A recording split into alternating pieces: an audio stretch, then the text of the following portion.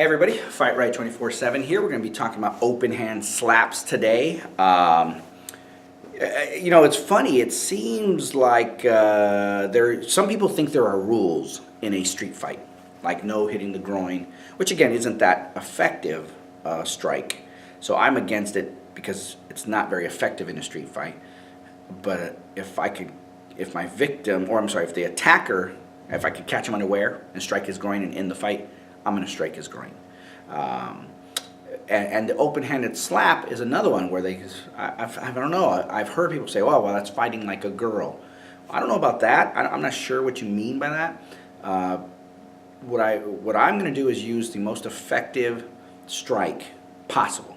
So an open-handed slap, first off, I can do it in any position. So I don't have to square up like for a cross or for a hook. I don't have to square up necessarily.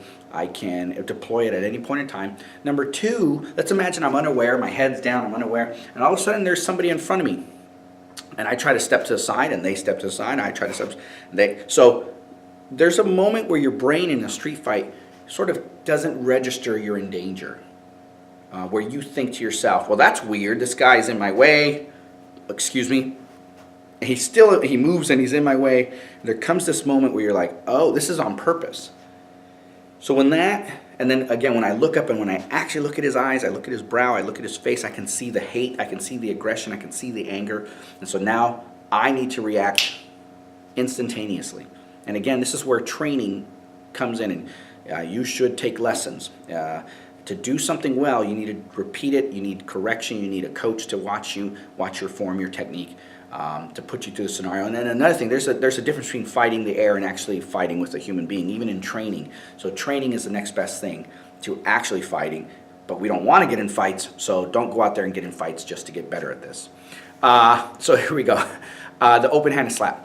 So I'm walking unaware, or maybe I am aware, whatever. For whatever reason, the person's in front of me, and I don't want to tip off, right? I don't want to tip them off that we're about to fight. You know, you drop into a stance, you pick up your hands. I've given them the indication we're about to get into a fight. In a street fight, and let's say I was with my family, and somebody's getting aggressive all of a sudden, and who knows? Maybe I know why they're getting aggressive. I took their parking spot, or maybe I don't know. Maybe I've offended them in some way and I don't know it, or they just picked me randomly. So there's no matter what I did, they were going to come assault me.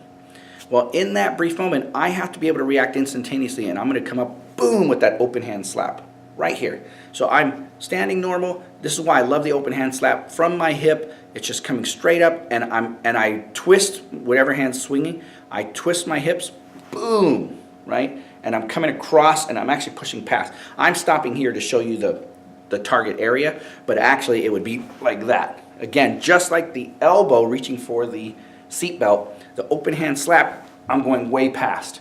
Now it'll contact, and so it's going to stop somewhere in this area. However, if I were to miss, or if I want to hit them so hard that my hand comes from my hip, comes up, I'm twisting my body, I'm coming through the target area all the way to the back. And this is where the backhand comes from, but we're not going to talk about that right now. I want a fight stopper.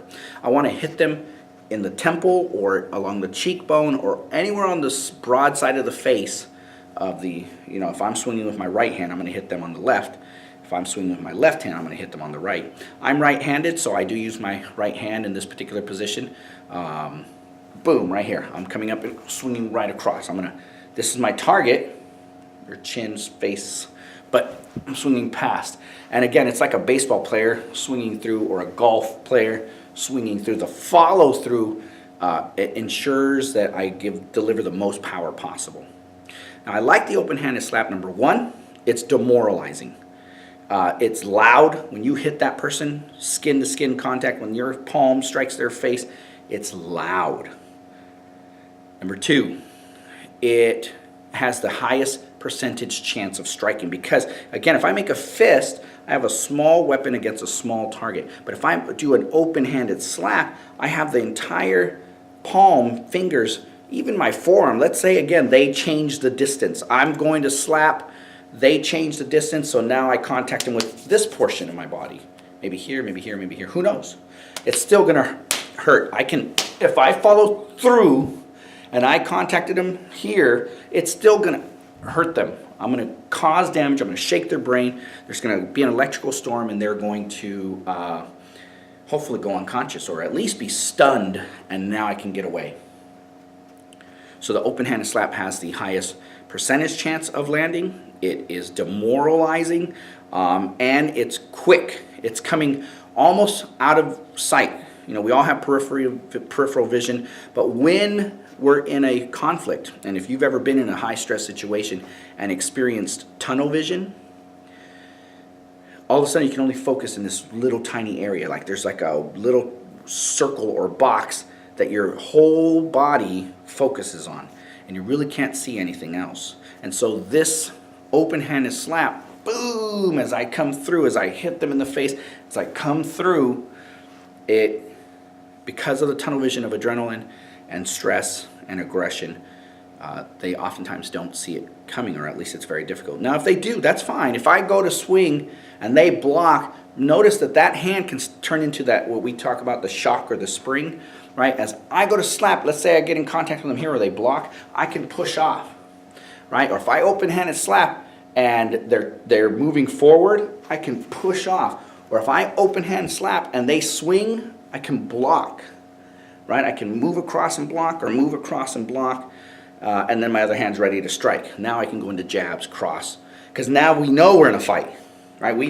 They know it, we know it, and usually, again, for the average person or the average attacker, or if you watch a lot of the YouTube videos, the attacker sort of has to build up the courage. They have to psych themselves up to attack.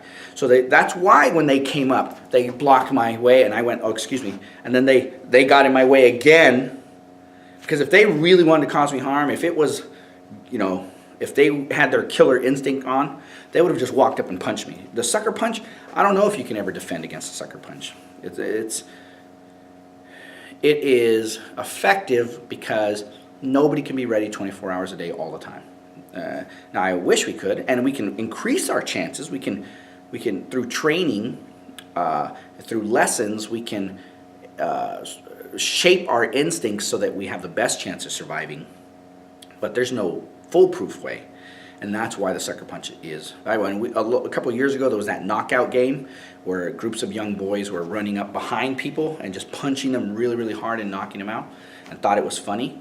Well, not funny, and not even that cool. It's not cool because anyone can do that. If you punch anyone unaware, you can knock them out, or you can hurt them really bad.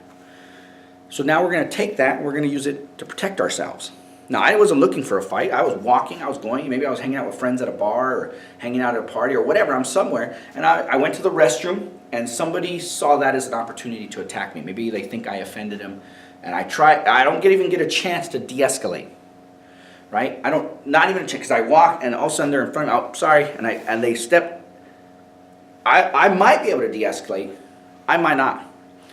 And again, depending on the situation, if I'm in a place that I'm not used to, if it was a house party, and it was a birthday party, and I go and I'm like, whoa, what's up, Joe? Because I know Joe, because I invited him to my house. But if I was at a random bar, or I'm hanging out with some friends at a random place, and some stranger I've never met before decides they want to harm me, this action is not going to happen. I went, whoa, excuse me, but what the, boom, right? I'm swinging through. Or if I'm in a dark parking lot or walking to my car, and all of a sudden someone comes out and is right here, boom, I'm swinging through immediately. So the open-handed slap, and again, when I reach, so when you get into your car, if you want to practice at home, which I think is better than nothing, again, I think in-person lessons are better. So Fight Right 24/7, we offer private lessons, we have group lessons, or if you can find somebody else that follows this philosophy, who believes in these types of moves and scenarios, you should take lessons. But if I can't do that, or I don't want to, then I should go ahead and practice reaching for that seatbelt, right? I'm going to do it with the open-handed slap. I'm going to practice reaching. I'm going to reach, right? Now, I might have to come up and over like this way, but I'm practicing from my hip, boom. Because when I move my whole body, then I'm going to really be hitting that target, right? This is really how I should practice at home, right? This is how I should practice at home. But when I go to get in my car, I can practice my elbow, right? I can practice my slap. It looks the same. One's here, right? So slow motion, this is, right? So practice them both, know them both. Again, my automatic light's turned off, sorry about that. Hopefully you can still see everything. Fight Right 24/7. Like and subscribe. Appreciate all the love. The people on Facebook, it's been really awesome. Hey, if you have any positive comments or critiques, please put it in the comments. If there's something you want to see that I'm not covering, go ahead and talk about it now. I have planned a whole bunch of videos and filmed a lot, so it's probably coming up, but just in case, please let me know in the comments something you want to see, a scenario, a question you have. We are in the future going to go over self-defense equipment and devices that are common in the world, and how some of them are really bad and some of them are really good. So stay safe, good luck, Fight Right 24/7.